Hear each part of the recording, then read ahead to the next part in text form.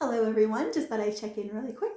Um, During my trip, before my trip, during my trip, after my trip, I had so many people ask about the trailer that I was using for the bicycle. I can't show you the trailer because I left it behind in California. I definitely had a love-hate relationship with that trailer. What I loved about the trailer was that it really freed up my actual bicycle from carrying so much weight. Because this wasn't just a trip that I had originally planned for just a few weeks. This was a trip I was going to be gone for a few months. With that being said, I didn't need to bring too much, but I did definitely need to bring some supplies. Um, but even with that being said, I feel like I traveled lightly, and I'll get into that more in a minute. Um, Another problem with packing everything on a bicycle for me is my short legs. If I well, but even if you have long legs, I feel like this is probably an issue. If you really pack up your bike, especially in the rear, I feel like I would have a hard time bringing my leg over the bike. And again, that's when my arthritis plays a little bit of a role. but um, and again, in my experience, when you overload your bike, even just a little, I in the past have gotten more flat tires. So that's why I wanted to use the trailer. So that's why I loved having the trailer. Here's what I hated about the trailer. It really made the bike sway. It really did. You could really feel the weight.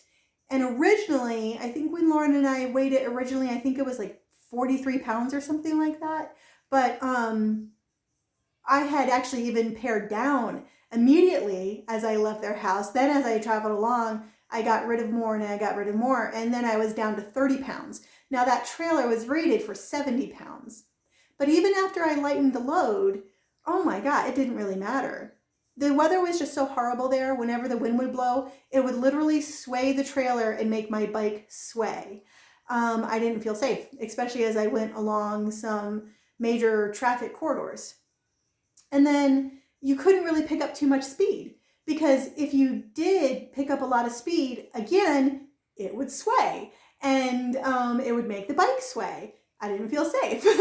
And as I rode it more, I got more used to it and could keep it more steady. But the faster you went, the more it swayed, period. So you could really feel the resistance, the swaying, and then, of course, when you're going downhill trying to slow down, the weight is pushing you forward. You're just burning out your brakes on the bicycle. So, yeah. If I had to do it all over again, would I? To a certain degree, yes, because now I've learned, I know about trailers more for sure. Um, and I don't know if it's a possibility for me to do more panniers, but I don't know. We'll see in the future. But a trailer, would I do it again? No. I would definitely never do it with a trailer again. And really, at the end of the day, that was the demise of my trip. It was first and foremost the weather. Having to wait, especially once I got in the mountains, having to wait for the tent to unthaw. I was getting these late starts. But then on top of having the late starts, I was just moving like a turtle because of this trailer. I just didn't really see where it was feasible for me to continue on. Between the weather and the trailer, it just turned out to be a lot. If I had to deal with one and not the other, either way, like if it wasn't so cold, I could get going earlier, or I could, at least get a couple more hours in. Yeah, I'd feel better about that. Or, even if it stayed cold and I didn't have the trailer, I could go a little faster. That would have been great too.